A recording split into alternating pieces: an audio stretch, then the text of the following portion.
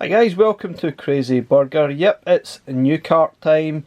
We've got Pico Arcade 1, Sydney Hunter Collection 1, or just Collection, might not be another one, but looks like there's no one on that one. And there's also a t-shirt we're going to have a look at. In this first video we're going to have a look at Sydney Hunter Collection with 4 games. Without further ado, let's get started. Okay guys, before we have a look at Sydney Hunter Collection, let's have a quick look at the t-shirt. Now this came from Funstock as part of this collection with Sydney Hunter and Pico Arcade. We've got this nice t-shirt which is Evercade related. Let's put it out so you can get a good look at it. So this is the t-shirt laid out. This is actually just a medium. Now, probably word of warning, sometimes their t-shirts are a little bit tight fit. Now I usually take a medium. But yeah, you might want to size up sometimes when you're getting your t-shirts from Funstock. But anyway, this is the Evercade t-shirt. I love the details here. Established 2020. We've got your EXP here. Lovely touches. Wonder if any of these, there's some hidden messages on here that we could maybe put into a code in the secret menu. Probably not. Anyway, let's look at Sydney Hunter. Okay, so let's have a look at the Sydney Hunter Collection. It's certainly one of the best looking design carts I think we've received yet. Maybe it should be rated an 18, right enough. It is pretty gruesome. Poor Sydney Hunter's probably seen his demise there. So this is collection number 30. It only has 4 games, right enough, so that's a little bit disappointing. I'm not sure there's much more Sydney Hunter games available anyway, but these are pretty cool. I've played a few of them here and there, and they're kind of like platform adventure style games. And we've also got this game called Jester, which I don't really think was available yet. I've certainly not seen it anywhere, so that's quite cool. I'll have a look at that. Not sure what that one is like. But yeah, this is quite interesting. I'm looking forward to trying it. I'm just wondering if there's good value here, but given the fact there's only 4 games in the collection, will it be good value for money? I know these games do sell a lot physically, but yeah, still 4 games. Will it be worth it? I do not know. Let's have a quick look at the cartridge. Now that is a lovely looking cartridge, have to say. Really enjoy that. That's nice. But look, there's actually a extra poster included in the box. We'll have a look at that in a second. And you've also got the lovely manual which is included. Not really a lot to it, there's just a few pages, but it looks really nice. Love the design here again. Now let's have a quick look at the poster. Okay, kind of cool looking poster. It looks like a A4 size. Yeah, very nice. From Collector Vision Games. This is Sydney Hunter and the Caverns of Death, which is the SNES version, I think. Oh, look at that. There's even a map on the other side. I like it. That's very cool. Nice touch. Very cool. I love it. That's really cool. Okay guys, so let's have a look at the manual before we get started. So we've got a little bit about Collector Vision Games. The usual, we got your blurb there on the publisher of all the games in here, so you can have a read at that if you want. Now the first game, Sydney Hunter and the Shrines of Peril, I believe this is the Intellivision version, which was kind of based on the Smurfs game. It's obviously slightly different graphics, but the whole idea is very similar. You need to get to the end of the level, get the gem, and then repeat the whole thing all over again. Not sure it's massive great value for money, but we'll soon find out. We've got Sydney Hunter and the Sacred Tribe. This is quite clearly, if you look at the screenshot there, it's Master System. I've played the C64 version of this, so I'm hoping this is just as good. I quite enjoyed that. This one should be pretty decent. We've got extra pages for that as well. You also need to click chess, keys, etc. Then you've got the probably the best one, in my opinion. Obviously I've not played everything yet, but from my experience, I've played this Sydney Hunter and the Caverns of Death, which is a Super Nintendo game. Maybe this is the one that has the most depth. You can even throw a boomerang, jump, hold a torch, move Sydney, collect and get to the end basically. It kind of feels like an Indiana Jones style game. Steal the treasure and get to the exit really quick. So there's some tips there on what to actually do. This is the game I'm not entirely sure about. It says the game was released in 2020, but I'm not sure it was just physical. I've seen very little of it. This is Jester. It's kind of like a maze style game. I know absolutely nothing about it.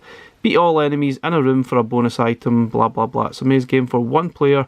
Collect keys to unlock vaults containing secret treasures. So this one certainly intrigues me to what it's actually like. and just a quick look at that. So let's have a quick look on the EXP before we boot it up to the VS. Okay, so here we go. We've got Jester, Sydney Hunter and the Caverns of Death, Sydney Hunter, Sacred Tribe, and Sydney Hunter, the Shrines of Peril. 4 games. It does seem a little bit crazy, there's only 4 games here, but yeah, let's have a quick blast at one of the games. What game shall we play? Let's try the Master System one. And then we'll have a look at more detail on the VS and we'll play through all the games and I'll give you my overall thoughts at the end of the video. Maybe even some thoughts through the video as well. A claim. Let's turn up the sound a tad. Press a button. Yay. Oh, looks nice and colourful. Yeah, it looks like you can't jump on there, but you just constantly sink down, so you just press the jump button, you will keep going basically. Yeah, this is quite cool.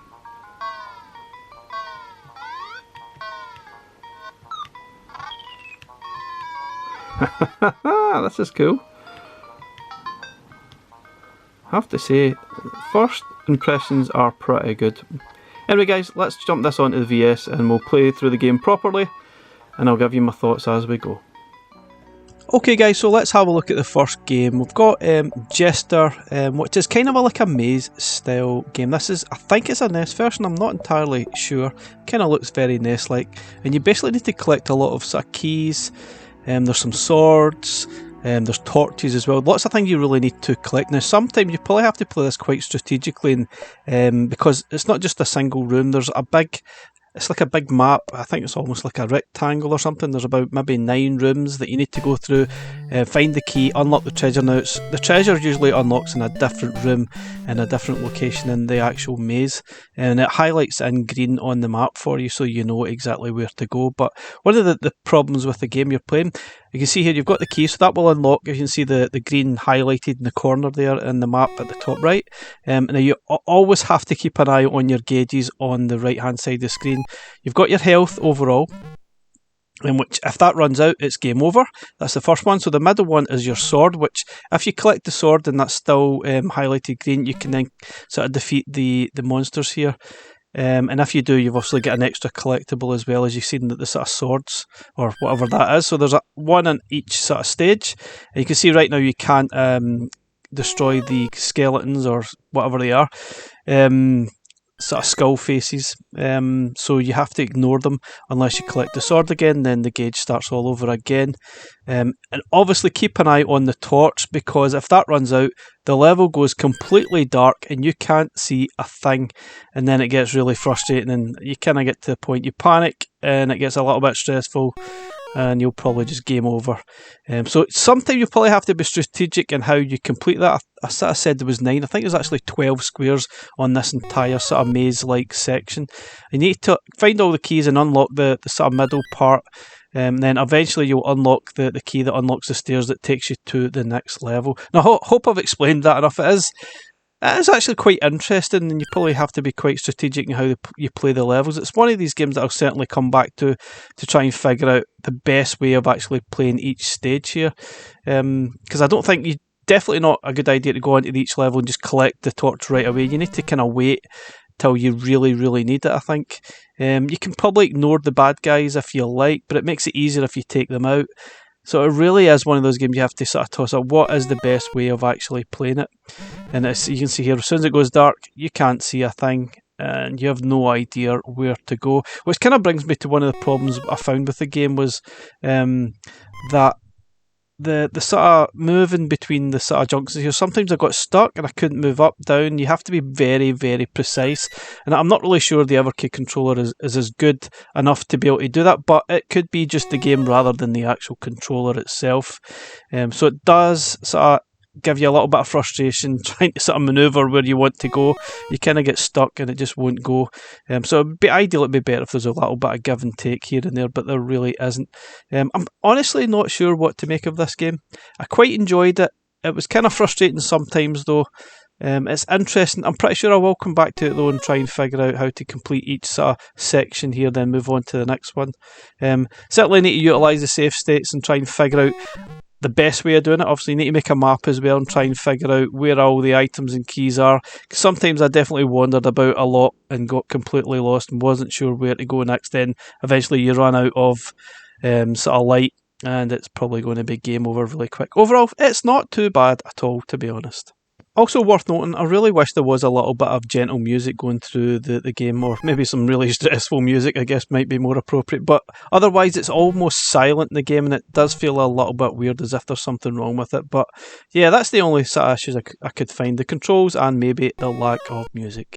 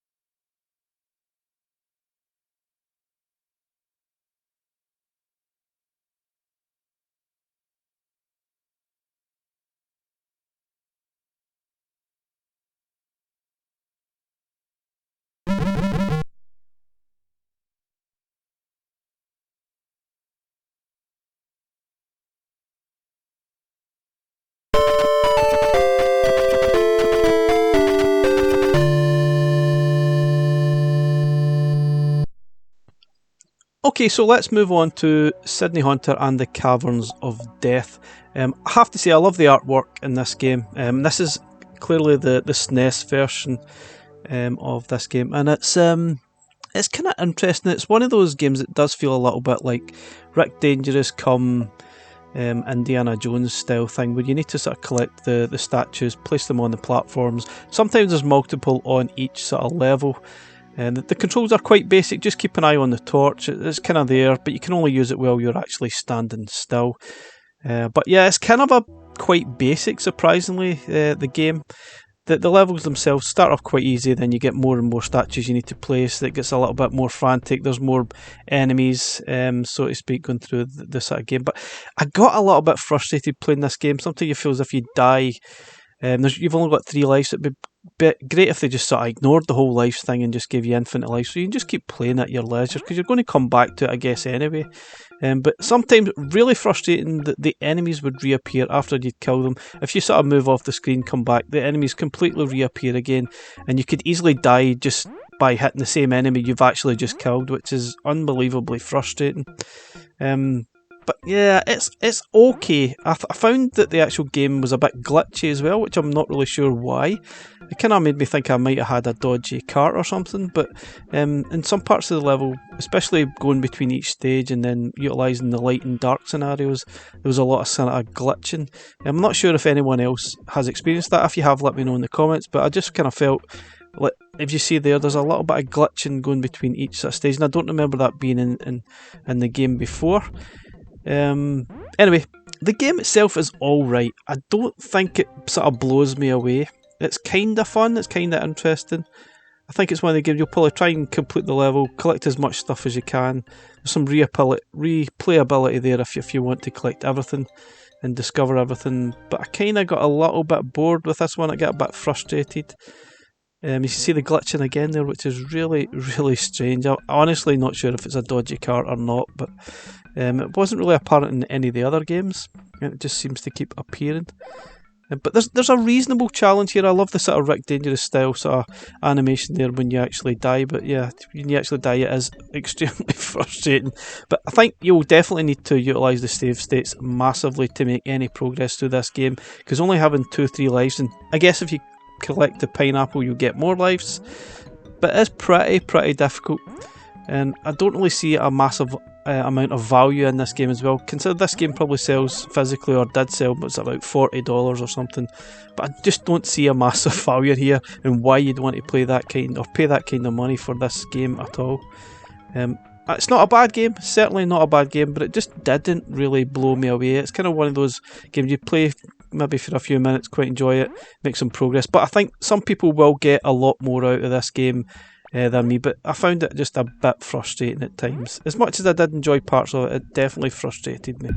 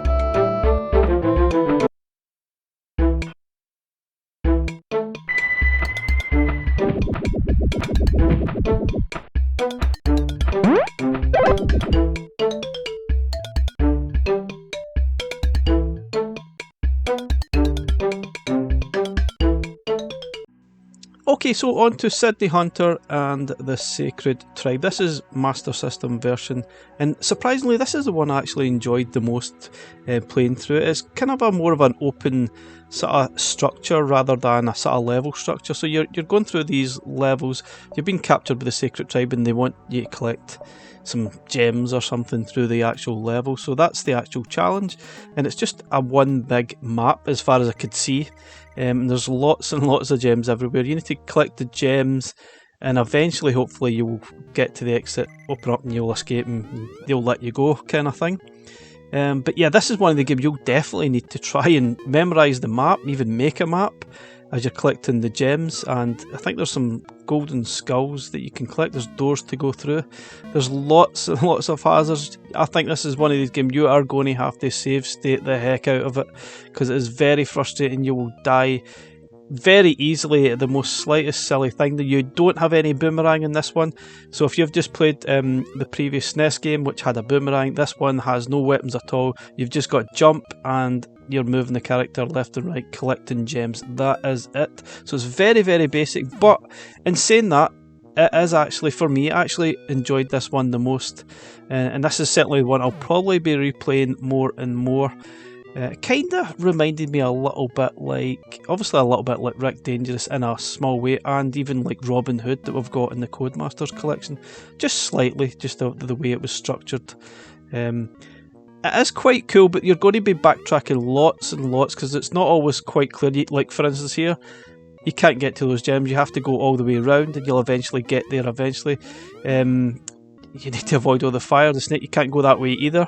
Now if you stand still on this quicksand, you will eventually fall all the way down and die, so you have to keep sort of jumping away at it. Sometimes I got a bit frustrated, especially with the controls. I felt if you're facing the wrong way and accidentally press the jump button, you'll jump maybe into the fire or another way you didn't really intend to jump. However, in saying that, I really enjoyed it. Now I've just actually picked up an invincibility cloak or whatever it is, so you've turned purple, which means you can walk past the enemies and destroy them, but you can't obviously walk onto the spikes there, you'll still die. But yeah, this is one of those games you're going to have to try and map it out, try and understand where to go, where all the gems are, which way goes where. I think this, for me, this is definitely the best game on the collection, the one I'm definitely going to come back to and play more and more till hopefully manage to complete it, because it was definitely good fun, really enjoyed it. But yeah, it is still quite basic. I'm not entirely sure this cart is massive good value for money, but still I think a lot of people will probably enjoy this version if they do buy this collection.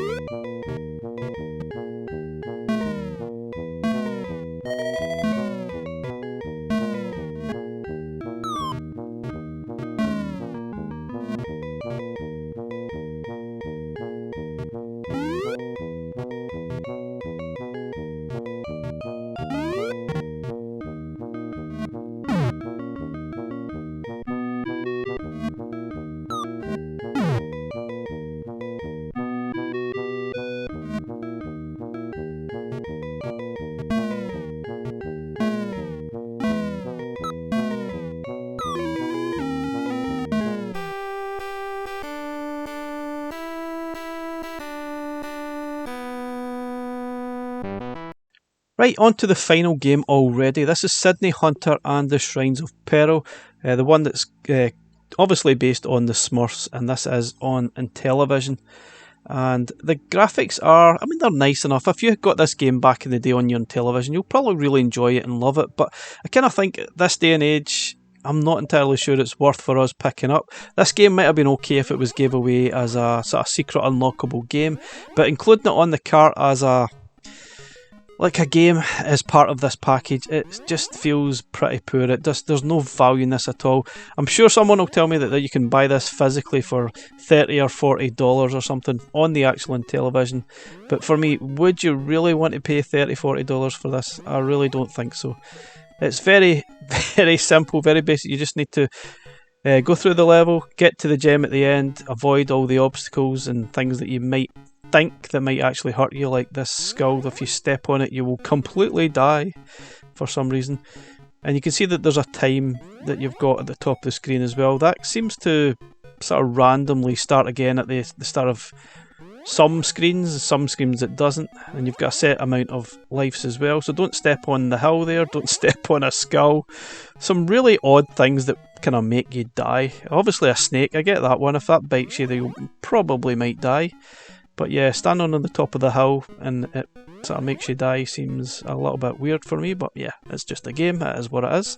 But eventually, once you sort of go through the first part here, you get to the last part where you need to get up to the gem here, but yeah, you somehow die if you don't if you don't sort of jump onto the head of this platform correctly. You will die, and you will die a lot.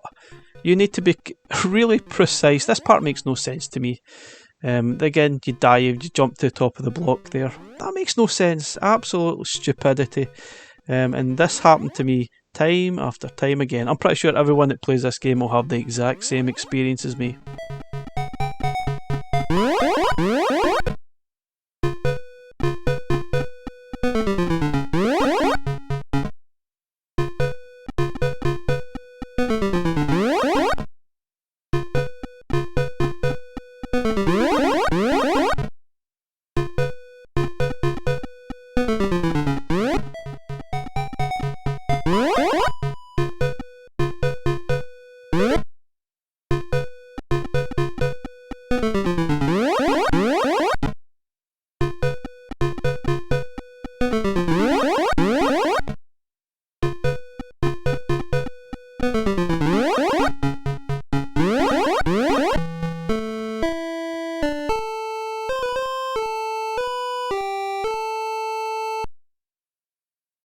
Okay, so once you eventually get the gem, it just basically repeats all over again. Although some of the screens might differ a little bit, you'll have different enemies coming at you. You might have flying bats and other sort of things, spiders coming at you. But it's basically the same game all over again. It just repeats after repeats until you basically run out of patience, time, or you fall asleep while you're playing it. For me, I found this one extremely frustrating and boring as heck to play. I didn't really enjoy it. I don't really see the value of adding it here. However, I'm pretty sure some people enjoy playing through this for perhaps like a high score challenge or something like that. But for me, just playing it, it's one of those games, I'm going to play it once and I'm completely done with it. I've seen all I need to see. I will not come back and play this game again. There's no value of including this game in the collection for me. It's a nice to have, but I think it'd have been better as a secret unlockable game rather than having it on the cart as adding some kind of value to it. It just doesn't make sense to me.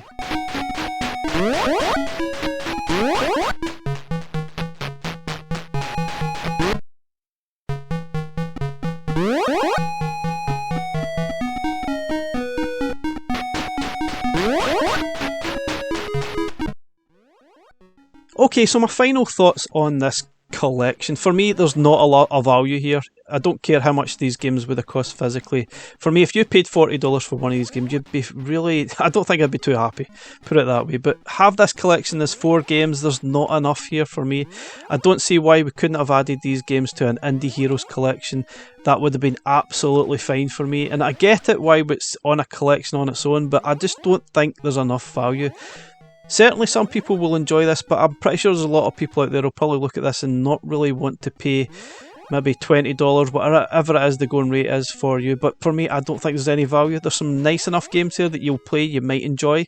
Like, I really enjoyed the Master System game, but I just don't think this cart is worth the money that they're asking for it, which is a shame. Anyway guys, let me know your thoughts. What do you think? I'll catch you in the next one. Bye for now.